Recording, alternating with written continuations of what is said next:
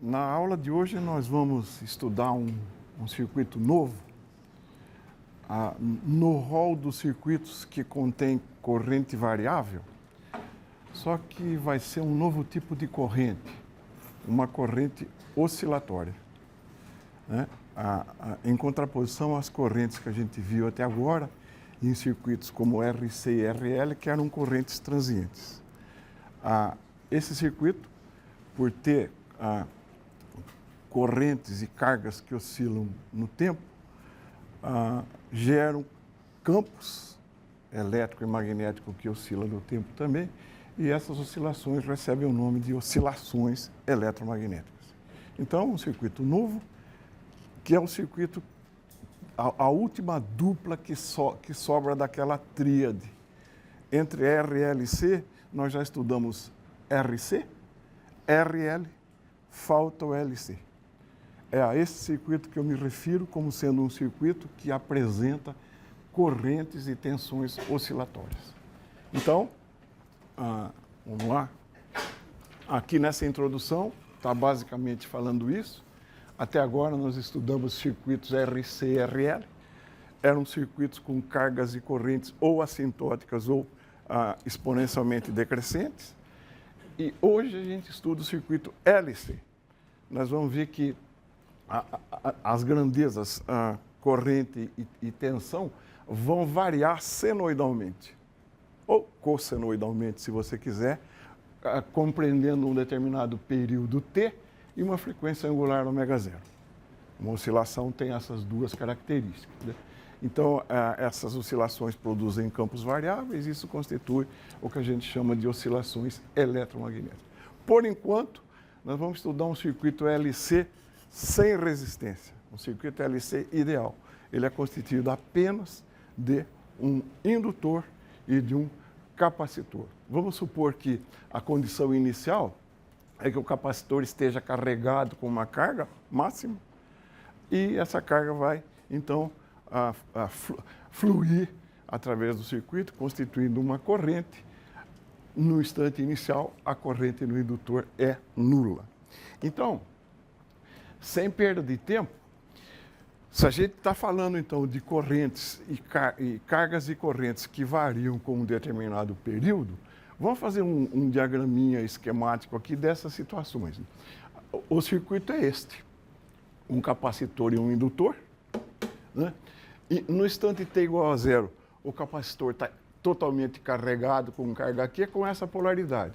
Então, no instante t igual a 0, toda a energia do sistema está na forma elétrica. Você se lembra que a energia magnética é meio de LI². Se não tem I, não tem UB.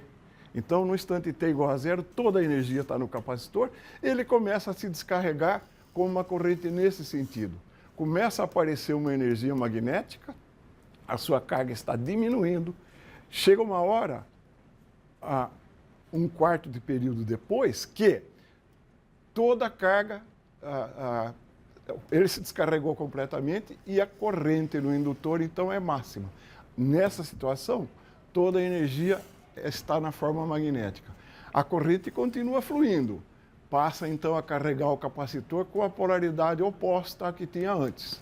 Então, nessa situação, as duas energias são iguais, a corrente continua nesse sentido até carregar o capacitor com sua carga máxima de novo. Com isso, a corrente é nula, só que agora, um capacitor com polaridade oposta. A situação, meio período depois, é igual à inicial, só que a polaridade do capacitor em sentido oposto. O que começa a acontecer? O capacitor começa a se descarregar nesse sentido agora, né? Um quarto de período depois está totalmente descarregado, aqui só tem energia magnética, aqui as energias são iguais de novo e voltamos a estaca zero. Então, vocês perceberam esse ciclo oscilante e essa troca, esse intercâmbio nas formas de energia UB e UE? Nós vamos estudar isso quantitativamente agora, né? Antes, vamos simular esses estágios aí. A situação está aqui, né? Essa chave carrega originalmente o capacitor, com com essa polaridade, carga mais, carga menos, né? A hora que essa chave vier para cá, esse circuito vai passar, então, a trocar as formas de energia. A hora que, então, eu ligo lá, a carga do capacitor começa a diminuir, começa a aparecer a corrente vai crescendo, né? A carga do capacitor está diminuindo até se anular. A hora que se anula, a corrente começa a fluir no outro sentido e a carregar o computador, o capacitor, com essa polaridade. Um meio período depois, inverte tudo e isso fica se repetindo. Tá certo? Agora vamos mostrar uma analogia importante, porque uma delas eu vou resolver aqui para os que, por acaso, não tenham tido a oportunidade de estudar um oscilador harmônico. Todo mundo fez Física 2 aqui? Tem gente aqui que nunca estudou esse oscilador? Tem. Eu acho que é ótima oportunidade para eu fazer isso, então. O que a gente está com essa tela querendo mostrar é que existe uma analogia entre o circuito LC, que nós estamos pretendendo estudar, um capacitor se descarregando através de um indutor, e um sistema trivial mecânico, que é um sistema massa-mola. Aqui, se você estica a mola para a direita, aparece uma força restauradora elástica para a esquerda, que a puxa até a posição de L relaxado, ela tem uma inércia, ela passa para o outro lado, aqui a mola está comprimida, empurra ela para cá, ou seja, essa massa executa um movimento oscilatório em torno da posição inicial. Né? Aos valores máximos que a sua posição alcança, nós chamamos de elongação. Então, todo mundo enxerga aqui um movimento oscilatório que essa massa tem. Vamos fazer um estudo das energias aqui. Uma massa presa a uma mola tem dois tipos de energia, né? Uma energia potencial elástica, que é meio kx², e uma energia cinética, que é meio de mv2. Se você estica a mola e a abandona no ponto de elongação máxima, ela só tem potencial. A hora que ela passa pela origem x igual a zero, ela só tem cinética. E as duas formas de energia ficam, então, se transformando uma na outra. A energia cinética fica transformando em potencial e vice-versa. Mas, como a força restauradora é uma força conservativa, a energia total do sistema, que é o P mais o C, é uma constante. Então, esse sistema conserva energia, a soma de UP com o C é um valor fixo, constante, que depende das condições iniciais. No circuito LC, o que acontece? No circuito LC, eu suponho, como falado na tela, que a carga inicial é máxima e não tem corrente. Então, esse sistema tem dois tipos de energia. A energia elétrica, que é a energia do capacitor, meio de Q² sobre C, que é a carga do capacitor instantânea. A energia magnética do indutor é meio de Li². Essas duas formas de energia ficam comutando uma na outra. O B se transforma em UE e vice-versa, mas, como não tem elemento dissipativo, isso aqui é uma situação ideal, como não tem elemento dissipativo, a soma das energias é uma constante. Então, do ponto de vista formal, resolver esse sistema ou esse é a mesma coisa. Eu vou resolver esse sistema integralmente e depois, usando uma analogia, nós vamos descobrir a resposta a esse sistema aqui, tá bom? Então, vamos lá? Eu vou fazer isso na tela. Então, um oscilador harmônico livre. Né?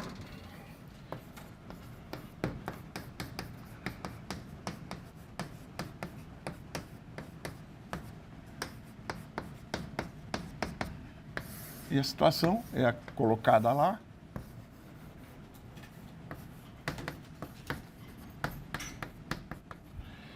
Como vimos, a energia total desse sistema é meio de kx² mais meio de mv².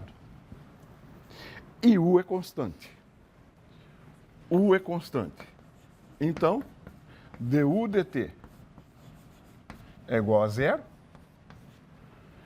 Du dt é zero, porque U é constante, e eu vou derivar essa expressão.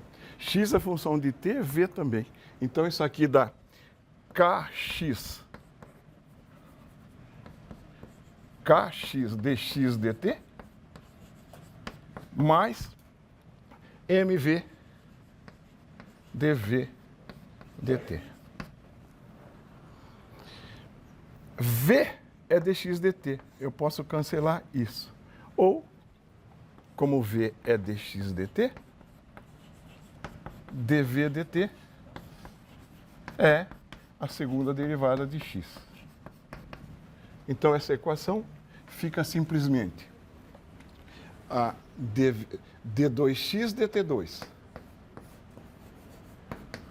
que é isso, mais k sobre m x igual a zero. Eu vou reescrever essa equação usando um batismo aqui. Ômega zero quadrado eu vou escrever como k sobre m. Essa constante eu vou chamar de ômega zero quadrado. E as derivadas eu vou representar por um ponto em cima da função. X dois pontos mais ômega zero quadrado x igual a zero.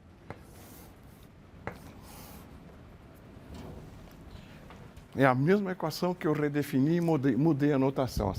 Ponto em cima da função significa uma derivada. X dois pontos, então é d2x dt2. O propósito é resolver essa equação. Para não jogar a resposta, tal como alguns autores fazem, eu vou fazer um pequeno resumo de número complexo. Acho que todo mundo aqui estudou número complexo, não? Mas eu tenho como meta obter um resultado para usar aqui, então eu vou fazer brevemente esse resumo.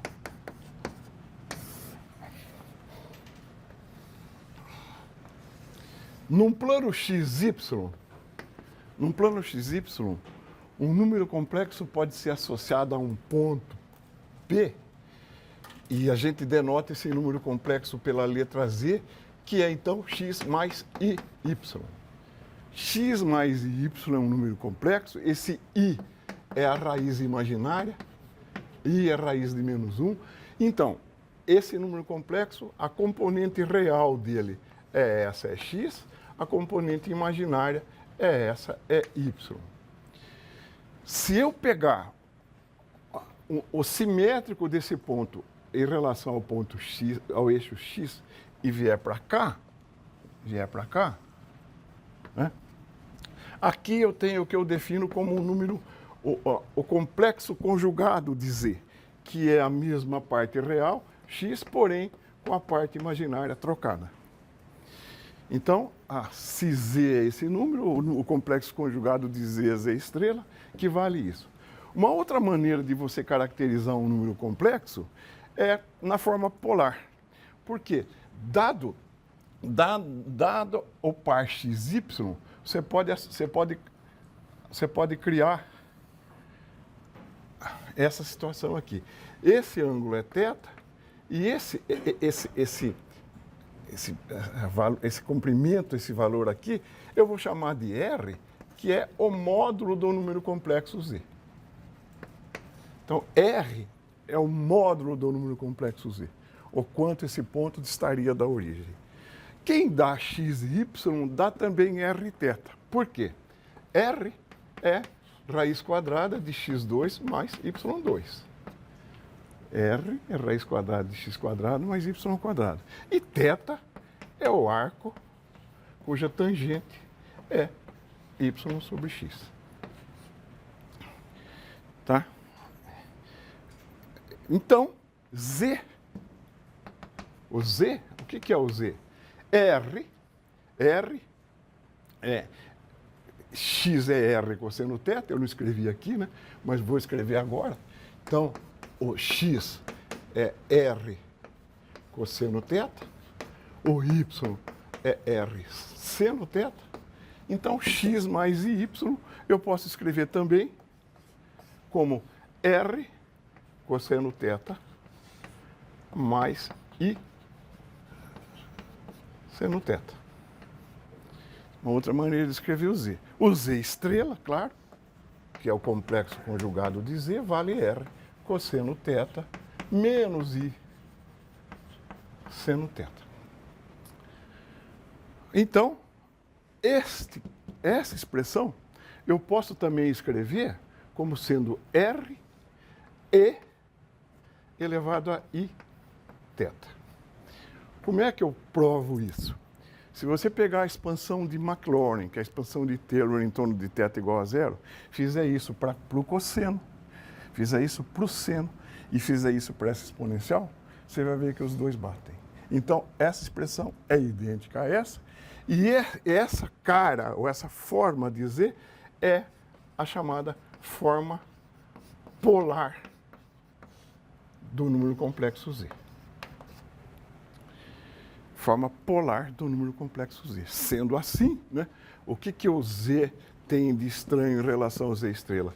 O ângulo θ agora é esse ângulo, então θ vai em menos θ. Então o Z estrela é R e a menos I θ. Né? Tem umas curiosidades sobre a forma polar de um número complexo. Eu vou pedir uns palpites para vocês. Tá? Vamos escrever o número I na forma polar? O que é I? O número na forma polar. O número complexo na forma polar tem que ter um módulo e um ângulo. Esse ângulo é o ângulo que ele forma com o eixo x. O número i está aqui, não está? I é esse número complexo aqui. Ó. O módulo de i quanto vale? 1, não é? I, o que é i? I é 0 mais 1i, certo? Na forma complexa. Então, o módulo dele é 1, raiz quadrada de 1 ao quadrado é 1, e então o módulo é 1, e o ângulo que ele forma com o eixo x, o que é? Esse ângulo aqui. Que ângulo é esse? Π sobre 2. Então, I é E elevado a I π sobre 2. Vamos escrever o número 1 mais I na forma complexa. O que é esse número 1 mais I? Esse número 1 mais I tem componentes 1 e 1. Quanto é esse ângulo? Π sobre 4. Qual é o módulo? Raiz quadrada de 1 mais 1, que é raiz de 2. Então, 1 mais I eu posso escrever como raiz de 2 e aí π sobre 4. E nessa brincadeira, vamos escrever o número menos 1 na forma complexa? Quanto é o número menos 1 na forma complexa? Agora, o menos 1 é esse número real que está do lado de cá. O ângulo que ele subentende, quanto é? Π. E o módulo de menos 1 é 1. Então, como que você escreve o número menos 1 na forma polar? E elevado a I π. Se isso é verdade, eu vou transpor essa equação e escrever aqui E elevado a Ip mais 1 igual a 0. Isso é meio uma brincadeira para mostrar que essa equação congrega todos os grandes da matemática. Né? Essa equação congrega as constantes fundamentais da matemática. A base de logaritmo neperiano, a raiz de menos 1, que é a unidade imaginária, o π, que é a razão entre o comprimento de uma circunferência e o seu diâmetro, o 1, que é a unidade multiplicativa, qualquer número multiplicado por 1 dá o próprio número, e o 0, que é a unidade aditiva. Somar 0 com qualquer coisa dá qualquer coisa. Então, a curiosidade é uma equação verdadeira, né?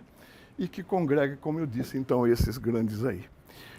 Tudo isso que eu fiz é para chegar na coisa que segue agora. Quanto é, então, Z mais Z estrela? Por essa expressão aqui, isso dá 2R cosseno θ. Por essa expressão aqui, dá R e a I θ mais E a menos I θ. Por essa dá isso, por essa dá isso. Quarto R, portanto, o cosseno do ângulo θ, eu posso escrever como EAIθ mais EA menos Iθ sobre 2.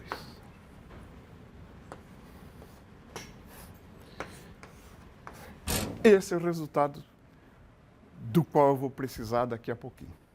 Fiz toda essa revisão de complexo, meio rápido, eu reconheço, para chegar nesse resultado que nós vamos precisar ao resolver aquela equação lá. Então, voltando à equação do oscilador livre, né, fazer uma pergunta para vocês. Olha para essa equação. Isso aqui é uma equação diferencial de segunda ordem, né, homogênea. A gente conhece uma função que, à medida que você vai derivando ela vai se autorreproduzindo. Tem uma função que se repete nas derivações. Que função é essa? Qual é a função que derivada se repete mediante derivações? É a função exponencial. Olha para essa situação. Eu derivo duas vezes uma função. Já derivei uma aqui implica já que eu derivei uma vez. Quando eu derivo a segunda, ela se reproduz. Muito provavelmente, x de t, muito provavelmente x de t é uma exponencial. A e elevado a alfa t. Então, provavelmente x é uma função assim. Eu vou propor que seja e ver o que acontece. Então, a gente chama isso de solução de prova. A minha solução tentativa, eu vou escrever que x é um certo a e elevado a alfa t. Então, daqui eu tiro que x ponto é alfa a e elevado a alfa t e que x dois pontos é alfa 2a e elevado a alfa t. Você está vendo que ela se repete nas derivações. Então, se eu pegar essa coisa e trouxer para cá, eu vou tirar alfa 2a elevado a alfa t mais ômega zero quadrado a elevado a alfa t igual a zero. A exponencial é um número necessariamente não nulo. Então, eu posso cancelar esses dois termos e eu tenho a seguinte equação: alfa quadrado igual a menos ômega zero quadrado. Essa equação é uma equação algébrica. Eu transformo por essa proposição aqui, eu transformo uma equação diferencial numa equação algébrica. Essa equação tem duas soluções. Quais são? Quais são as soluções dessas duas equações? Alfa 1 é I ômega zero, I é raiz de menos 1, né? Então você põe fica I raiz de ômega zero ao quadrado, I ômega zero e menos I ômega zero. Essas são as duas equações, as duas soluções para essa equação aqui. Se isso é verdade, a minha função x de t, então, x de t, o que é? Se qualquer das duas serve como solução, uma combinação linear delas serve também. Então, x de t é do tipo a e a i ômega zero t mais b e menos i ômega zero t. Uma combinação linear das duas soluções. O que eu preciso fazer? Determinar A e B. Isto é um elenco de soluções, quaisquer que sejam A e B, são solução dessa equação. Solução matemática. Quaisquer A e B que você puser aí, serão solução dessa equação. Solução física só tem uma, e ela é dada pelas condições iniciais. Então, condições iniciais, eu vou supor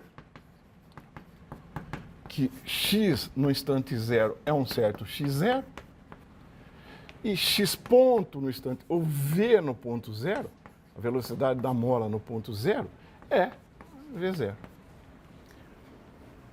Condições iniciais. Para x igual a zero, para t igual a zero, x é x0, para t igual a zero, v igual a v0. Vamos fazer isso aqui. Para x igual a zero, o que eu tenho então? x0 para t igual a zero, x é x0. A elevado a zero mais b elevado a, e elevado a zero. Isso dá a mais b. x0 é a mais b. Vamos derivar aquilo? O que é x ponto? É i ômega 0 t i ômega 0 a e a i ômega 0 t mais b e menos i ômega 0 t, né? Derivada disso é i ômega 0 vezes isso, menos i ômega 0 e vezes isso. Então, é menos b. Tá? Em t igual a zero, v0 é i ômega 0 a menos b. Tá bom? Tá bom? Agora, uma análise um pouco mais miúda. X0 é a posição de uma partícula. Isso é um número real. Né? Isso é um número real. V0, a velocidade de uma partícula no instante zero. Isso também é um número real. Então, A mais B é um número real. E A menos B, se isto é um número real, necessariamente A menos B é um número o quê? Note que tudo está sendo multiplicado por um i. Se V0 é um número real, necessariamente A menos B tem que ser um imaginário puro. Então A mais B é real e A menos B um imaginário puro. Se isso é verdade, como são os números A e B? A e B são complexos conjugados. A e B são complexos conjugados. Tá? Então agora eu vou usar a liberdade de poder escrever um número complexo na forma polar. A e B são complexos conjugados, então eu posso escrever aqui A é o módulo de A e elevado a um número. Eu, meio que pensando no futuro, vou chamar o módulo de A de xm sobre 2. Eu posso fazer isso, porque conhecendo o módulo de A, xm é 2A. Então isso é livre. E se os dois são complexos conjugados, o meu B é xm sobre 2 e A menos Φ. Portanto, x de t é A é xm sobre 2 em evidência. O que é A? A é E a I Φ vezes E a I ômega 0 t. Então é E a I ômega 0 t mais Φ. Tá? Mais B E a menos I ômega 0 t. B é complexo conjugado, E a menos I Φ, então dá E a menos I ômega 0 t mais Φ. E a menos I ômega t menos I Φ, E a I ômega 0 t mais I Φ. São os dois para A e B. Se eu chamar esse ângulo de θ, e esse também, o que é E a I θ mais I a menos I θ sobre 2?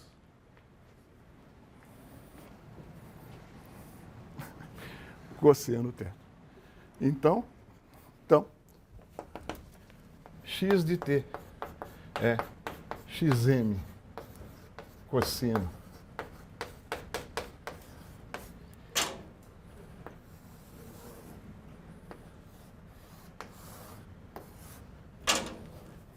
para os que eventualmente nunca viram a solução de um oscilador harmônico, está aí a solução inteira, limpa. Então esse sistema o sisteminha massa-mola, né, oscila em torno dessa posição como um cosseno. Uma representação disso aí é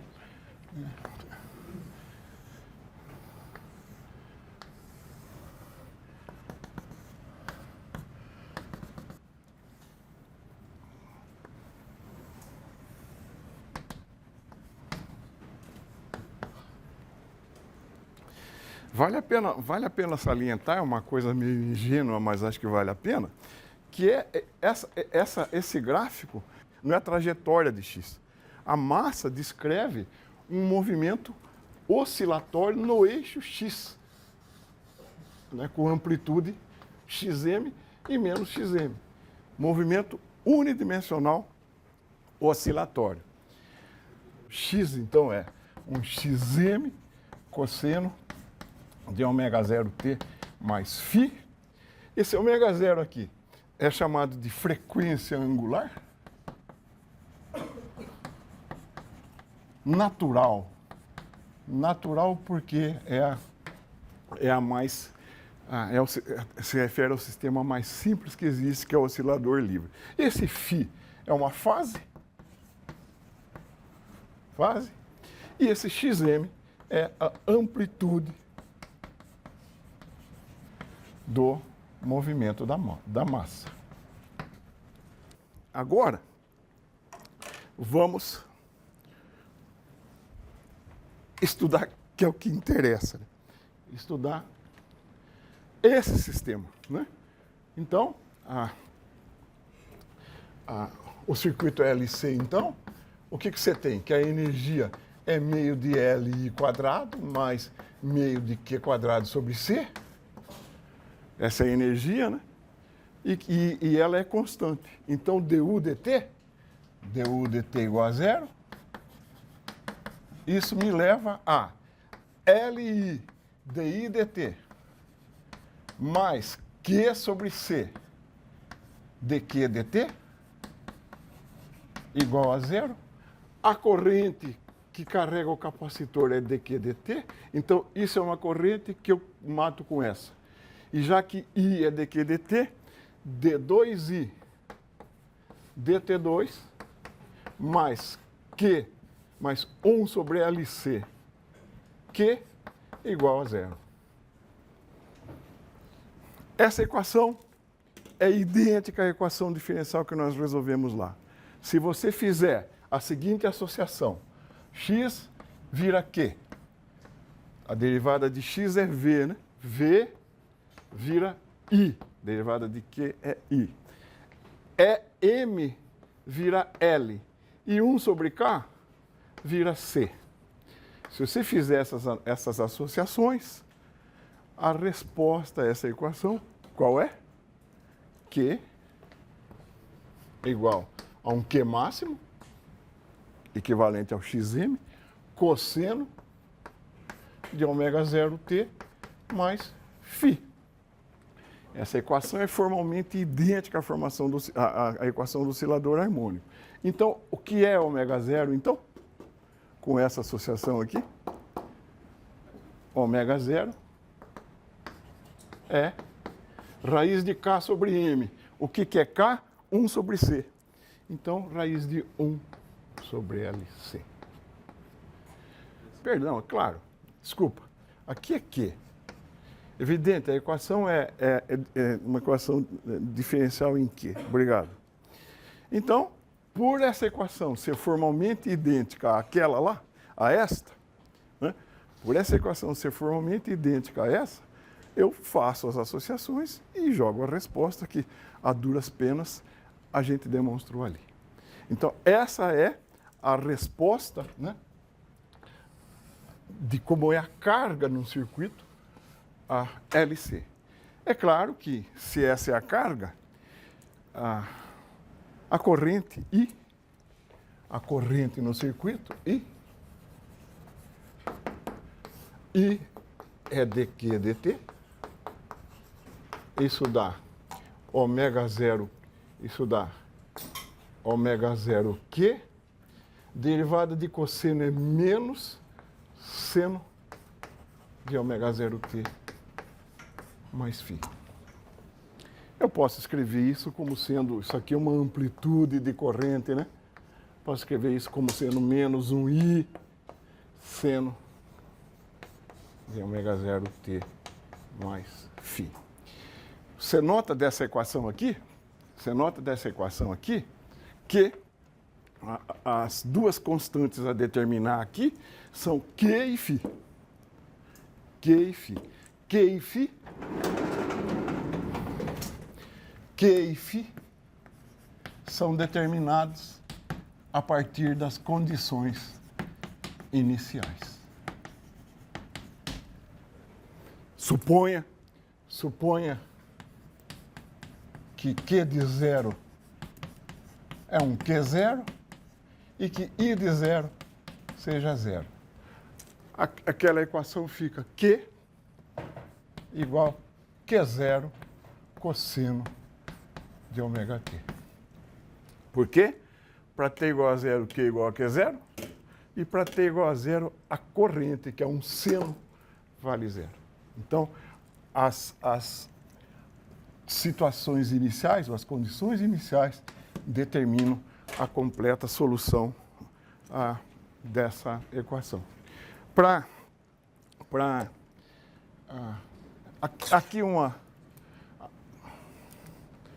Aqui uma mera repetição das equivalências, né? Ômega 0, Q, xm, φ. E isso que eu acabei de mostrar, a amplitude e a fase são deduzidas a partir das condições iniciais. E agora uma coisa interessante que é falar sobre as energias associadas nesse processo, né? Sobre as energias desse processo. Então, as energias aí, né, eletromagnética e mecânica. Ó, no caso do capacitor, a energia elétrica é meio de Q quadrado sobre C.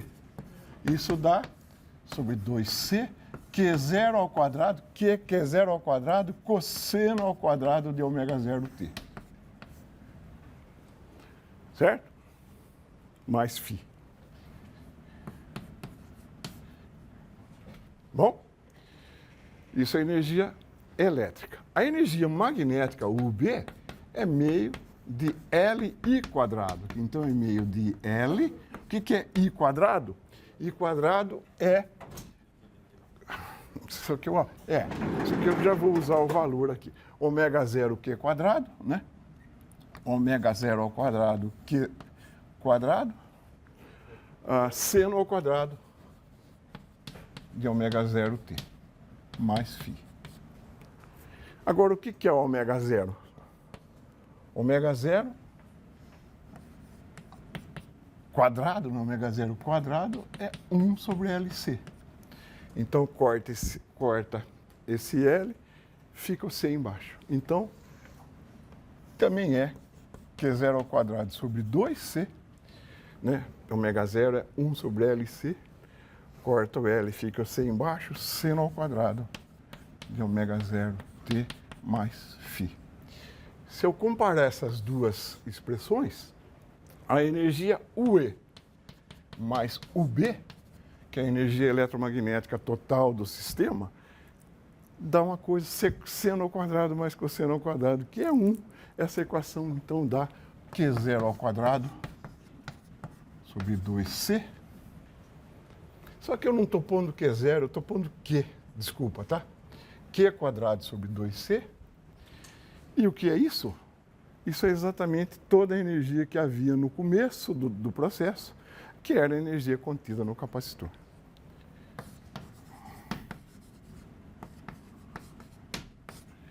Então, a energia, a soma das energias realmente é uma constante, e igual à energia inicial, que era só o capacitor carregado. Vamos mostrar essa situação num desenho interessante aqui, que está na lousa. Então, falado isso, né, as duas energias igual a uma constante, e eu tenho graficado aqui essas funções quadráticas. em azul, o cosseno, né? Em azul, o cosseno ao quadrado, né? O máximo dessa função é Q quadrado sobre C, né? O máximo dessa função é Q quadrado sobre C. Então, em azul, a função cosseno ao quadrado, ela varia de 0 a esse valor. E em verde, a energia do indutor, meio de Li quadrado, também varia de 0 a esse valor. Então, isso aqui num período, já que essas funções, cargas e correntes, são oscilatórias de período 2π, isso se repete para qualquer número de períodos. Então, o que vocês proporiam como valor médio dessas duas energias? O que vocês proporiam como valor médio dessa energia? Q quadrado sobre 4C, que é metade do valor médio de uma delas. Então, eu diria que o valor médio do seno ao quadrado ou do cosseno ao quadrado é meio.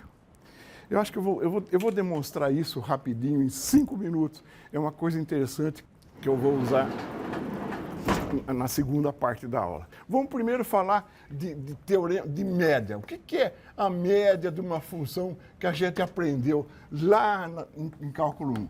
Se f for uma função definida no intervalo AB, a média de f é a integral de a até b de f de x dx sobre o comprimento do intervalo b menos a. Esse é o teorema do valor médio, talvez o teorema mais importante de cálculo 1. A média de uma função é a integral dela no intervalo dividido pelo comprimento do intervalo. Então, o que é a média do seno ao quadrado, do cosseno ao quadrado lá, de θ? O que é a média do cosseno ao quadrado? O cosseno é definido no intervalo 0 a 2π.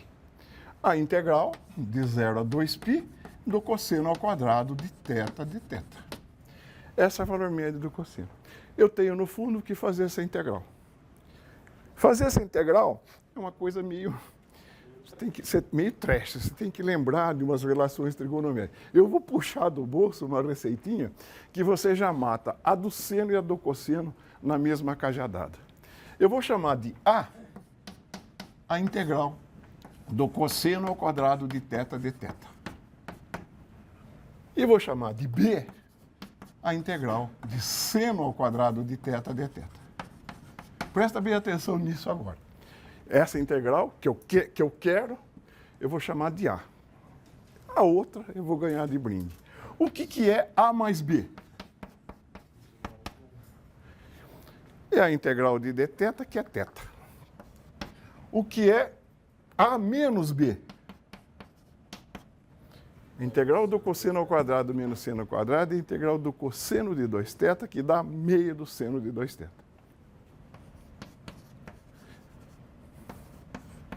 Você quer o valor de A? Soma uma com a outra.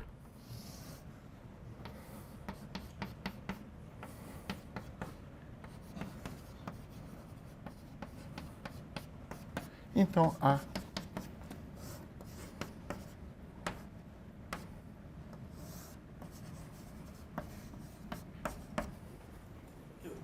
θ sobre 2. Esse 2 é daqui. Viu que legal? E o que é o cosseno? Cosseno, B, que é a integral do seno, perdão, é θ sobre 2 menos seno de 2θ. Só para não perder o embalo, então o que é a média do cosseno ao quadrado de θ? O que é? É essa função aqui, é θ mais θ sobre 2 mais seno de 2θ sobre 4 no intervalo 0 a 2π. Isso dá π sobre 2π, né? Sobre 2π. Isso dá π sobre 2π é meio, e seno em 2π, 1 em 0 é 0. Então, a média do cosseno ao quadrado é meio. Portanto, a média do seno ao quadrado de θ é a média do cosseno ao quadrado de θ, é meio. Tá bom? Então, não surpreende que esse valor seja a metade daquele.